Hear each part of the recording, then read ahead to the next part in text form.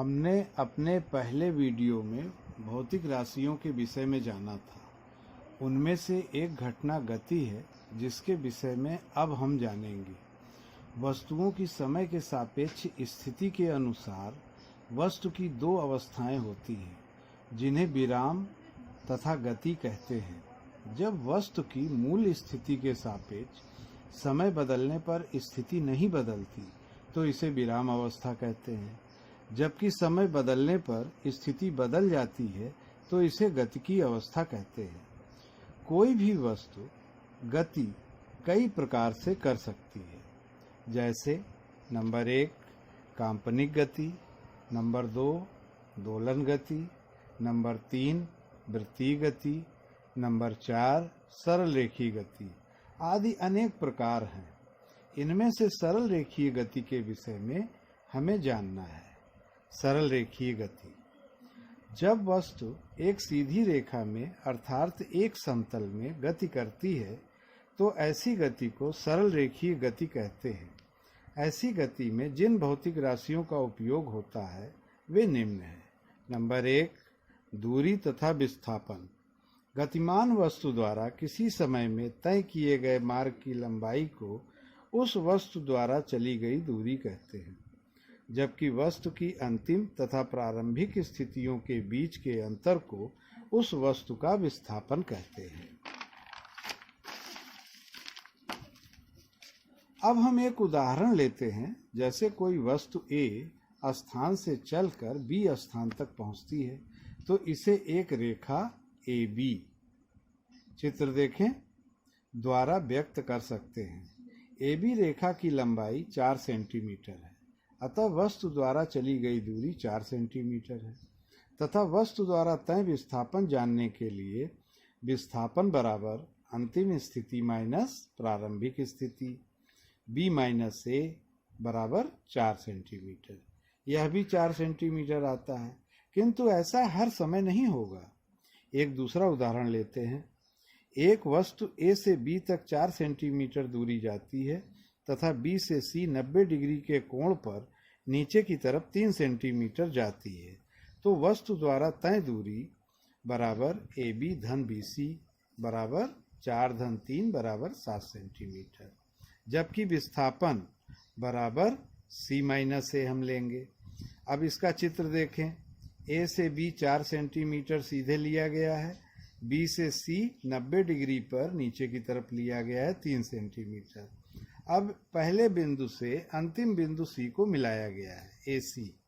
जब हम विस्थापन ज्ञात करेंगे तो C की स्थिति में से A की स्थिति घटाएंगे तो C माइनस A प्राप्त होगा, जिसका मान नापने पर 5 सेंटीमीटर मिलेगा।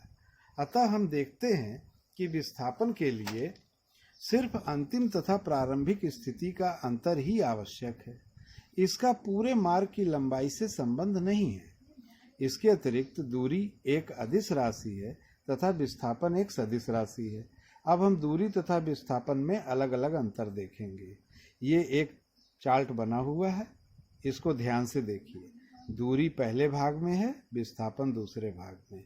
इसमें पहला अंतर इनकी परिभाषा से लिया गया है। वस्तु द्वारा तय मार्ग की लंबाई दूरी कहलाती है, जबकि विस्थापन में वस्तु की अंतिम तथा प्रारंभिक स्थितियों के बीच अंतर विस्थापन कहलाता है। नंबर 2 दूरी एक अदिश राशि है, जबकि विस्थापन एक सदिश राशि है। नंबर 3 दूरी कभी शून्य नहीं हो सकती, जबकि विस्थापन शून्य हो सकता है। अब हम दूसरे परिभाषा पर विचार करेंगे। चाल। एकांक समय अंतराल में चली गई दूरी को चाल कहते हैं, अतः चाल बराबर दूरी बटे समय। यहाँ अगर हम परिभाषा बनाना सीख लें तो यह हमारे लिए बड़ा उपयोगी होगा। हम जानते हैं कि एक सरल रेखीय गति में वस्तु की स्थिति समय के साथ बदलती रहती है। जैसे मान लें कि कोई वस्तु 1 सेकंड बाद 1 मीटर, 2 सेकंड बाद 2 मीटर, 3 सेकंड बाद 3 मीटर की स्थिति पर रहती है, तो इसे हम इस प्रकार व्यक्त करेंगे। चित्र को ध्यान से देखें। A से B 1 मीटर, समय 1 सेकंड। A से C ये 2 मीटर है, 2 सेकंड। A से D तक 3 मीटर दूरी है और समय लगा है 3 सेकंड। तो वस्तु प्रति सेकंड 1 मीटर की दूरी तय करती है, तो इसकी चाल बराबर दूरी बटे समय बराबर 1 मीटर बटे 1 सेकंड। इसे हम 1 मीटर प्रति सेकंड या 1 मीटर प्रति सेकंड, प्रति के लिए एक ऑब्लिक लगाया गया है और हिंदी में भी इसे लिखा गया है, 1 मीटर प्रति सेकंड पढ़ेंगे। यही वस्तु की चाल हुई। अब आओ परिभाषा बनाना सीखें। चाल बराबर दूरी बटे समय, ये सूत्र है। किसी भी परिभाषा में यदि वह भिन्न रूप में है, रेशनल, तो इसके हर को एक इकाई बना देते हैं। तो यह बना चाल बराबर दूरी बटे 1। अतः एकांक समय अंतराल में चली गई दूरी को चाल कहते हैं।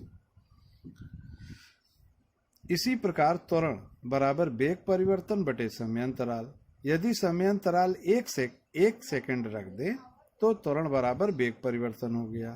हम कह सकते हैं कि वेग परिवर्तन की समय दर को त्वरण कहते हैं, या एकांक समय अंतराल में हुए वेग परिवर्तन को त्वरण कहते हैं। अतः चाल बराबर दूरी बटे समय, अंग्रेजी में इसे हम v बराबर d बटे t, डिस्टेंस अपॉन टाइम, द्वारा व्यक्त करते हैं। इसका मात्रक मीटर प्रति सेकंड है। चाल अनेक प्रकार की हो सकती है। इसको हम मापन के आधार पर कई भागों में बांटते हैं। नंबर 1, किसी क्षण विशेष पर वस्तु की चाल को तात्कालिक चाल कहते हैं, इंस्टेंटेनियस स्पीड। औसत चाल किसी समय अंतराल में वस्तु द्वारा चली गई कुल दूरी को वस्तु की औसत चाल कहते हैं। औसत चाल के लिए v के ऊपर एक लाइन खींच देते हैं, इसे बार बोलते हैं। v बार बराबर कुल दूरी बटे कुल समय। अब हम अगली भौतिक राशि के विषय में जानेंगे, वेग।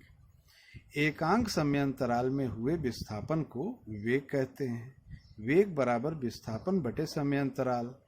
तो इसको हम लिख सकते हैं v बराबर s2 माइनस s1 अपान t2 माइनस t1। वेग भी तात्कालिक वेग तथा औसत वेग के रूप में ज्ञात किया जाता है। इसके अतिरिक्त वेग निरपेक्ष तथा सापेक्ष रूप से भी ज्ञात किया जाता है। सापेक्षिक वेग क्या होता है, इसे हम जान लें। यदि दो वस्तुएं एक ही समय भिन्न भिन्न वेग से गतिमान हैं, तो एक वेग को दूसरे वेग के सापेक्ष बताते हैं, तो इसे सापेक्षिक वेग कहते हैं। यह 2 प्रकार का होता है। नंबर 1, यदि दोनों वस्तुएं एक ही दिशा में अलग अलग वेग से गतिमान हैं, तो पहली वस्तु का दूसरी वस्तु के सापेक्ष वेग VAB बराबर VA माइनस VB। यदि दोनों वस्तुएं विपरीत दिशा में गतिमान हैं, तो पहली वस्तु का दूसरी वस्तु के सापेक्ष वेग VAB बराबर VA माइनस माइनस VB। अब हमने दूसरी वस्तु का जो वेग था उसको ऋणात्मक कर दिया, क्योंकि पहली वस्तु की दिशा के यह विपरीत जा रही है। इसके अलावा यह भी ध्यान देने की बात है कि हम जिस वस्तु का वेग ज्ञात कर रहे होते हैं उसे पहले लिखते हैं, और जिसके सापेक्ष ज्ञात कर रहे होते हैं उसे बाद में लिखते हैं। एक उदाहरण ले लें। यदि 2 रेलगाड़ियां 30 किलोमीटर प्रति घंटा तथा 50 किलोमीटर प्रति घंटे के वेग से एक ही दिशा में जा रही हैं, तो पहली रेलगाड़ी का दूसरे के सापेक्ष वेग V12 बराबर V1 माइनस V2। तो पहली रेलगाड़ी का वेग 30 है, 30 माइनस 50 बराबर माइनस 20 किलोमीटर प्रति घंटा। अब ये चूंकि कम है ना दूसरी रेलगाड़ी के सापेक्ष, इसलिए देखो ये ऋण आ रहा है, और इसकी दिशा भी दूसरी तरफ आ रही है, विपरीत आ रही है। यदि दोनों रेलगाड़ियां विपरीत दिशा में गति कर रही हैं, तो पहली रेलगाड़ी का दूसरे के सापेक्ष वेग जो है V12 बराबर V1 माइनस V2, और यहाँ पे हमें 30 धन 50 80 किलोमीटर प्रति घंटा प्राप्त होता है। ये ज़्यादा हमें क्यों मिल रहा है? हमें ऐसा लगता है जब हम भले ही एक धीमी रेलगाड़ी में बैठे हों, लेकिन अगर दूसरी रेलगाड़ी तेजी से जा रही हो तो हमें अपने रेलगाड़ी की चाल भी बहुत तेज लगती है। ये इसी का उदाहरण है। हमने त्वरण के विषय में पहले ही पढ़ लिया है, लेकिन एक बार हम पुनः इसके विषय में जान लेते हैं कि वेग परिवर्तन की समय दर को त्वरण कहते हैं। ऐसा तब होता है जब वेग निरंतर बढ़ रहा हो। यदि वेग निरंतर घट रहा हो तो इसे मंदन कहते हैं, क्योंकि वेग परिवर्तन डेल्टा v बराबर v2 माइनस v1। जब भी हम परिवर्तन ज्ञात करते हैं तो बाद वाले में से पहले वाले को घटाते हैं। यदि v2 लेस देन v1 है तो डेल्टा v बराबर v2 माइनस v1 होगा। अब v2 का मान v1 से कम है, इसलिए हमें ऋणात्मक फल प्राप्त होता है। इसी ऋणात्मक त्वरण को मंदन कहते हैं।